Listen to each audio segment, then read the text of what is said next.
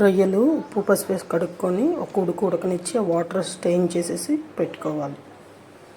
ఒక 3 ఆనియన్, ఒక అర డజన్ పచ్చిమిర్చి కట్ చేసి పెట్టి, ఒక 2 టమాటోస్,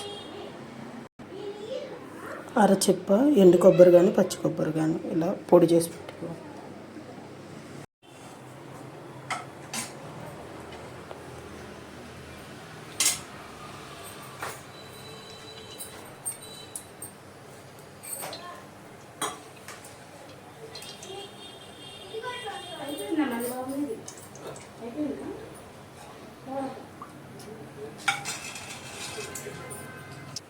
బిర్యానీ ఆకు,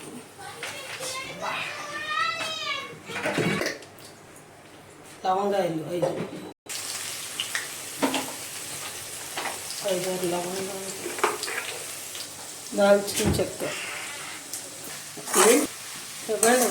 రొయ్యల ఫ్రై, మా అత్తగారి స్టైల్ రొయ్యల ఫ్రై.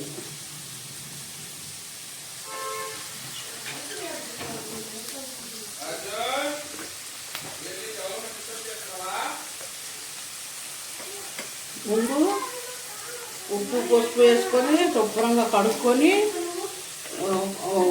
నీళ్ళు ఎగిరేదాకా ఎగరనియాలి. రొయ్యలు ఒక చెప్ప, కేజీ రొయ్యలకి ఒక చెప్ప అమ్మగా చేసుకొని పెట్టుకోవాలి, పొడి చేసుకొని. అల్లం ముక్క, 2 ఎల్లుల్లిపాయలు మిక్సీ వేసి పెట్టుకోవాలి.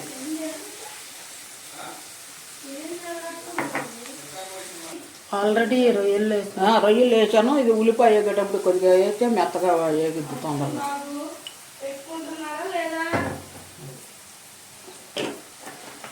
తగినంత టమాటాకాయ,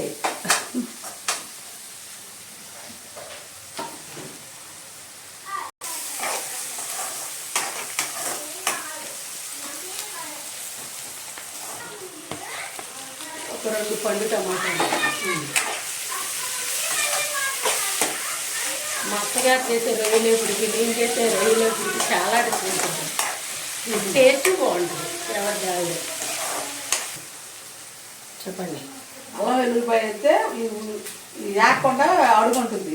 అందుకని టమాటా ఉల్లిపాయ అన్నీ మెత్తగా వేగినాక అల్లం వెల్లుల్లిపాయ వేయాలి. అది 2 నిమిషాలు వేస్తే చాలు. అల్లం వెల్లుల్లిపాయ రొయ్యలు కూడా వేయాలి కదా.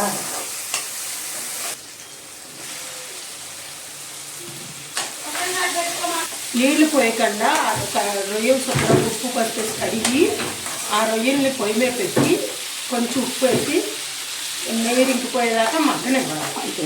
ఆ మగ్గనిచ్చిన రొయ్యల్ని ఇప్పుడు వేసుకున్నాం. రొయ్యలు వేగనివ్వాలి. వేయాలి. కొంచెం కరివేపాకు, కొత్తిమీర కడిగి పెట్టుకున్నాం, కొరియాండర్.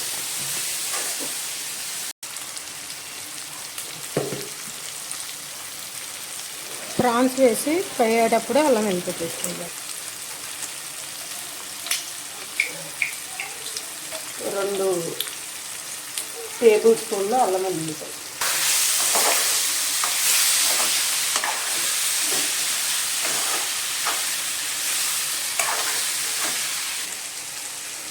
అల్లం వెల్లిపాయ వేసి ఒక 5 నిమిషాలు వేపాలి.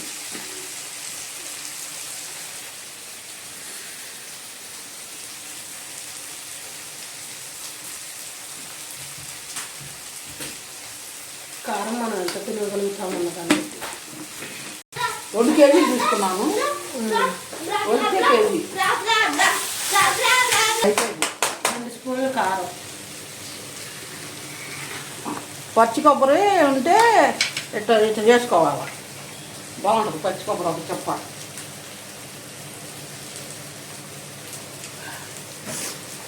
వేసుకోవాలి. గ్రైండర్, మిక్సీ, కొత్తిమీర.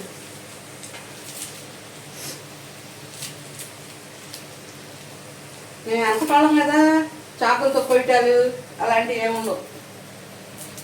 ఇలా చేసేది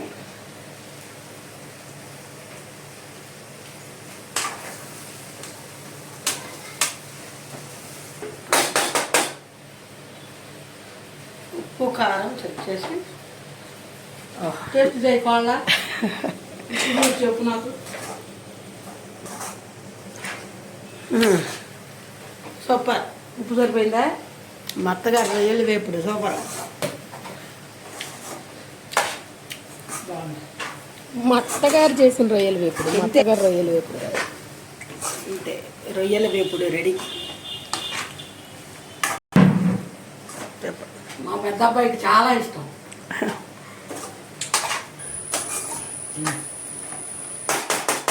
తర్వాత బాక్స్లో తీసాము.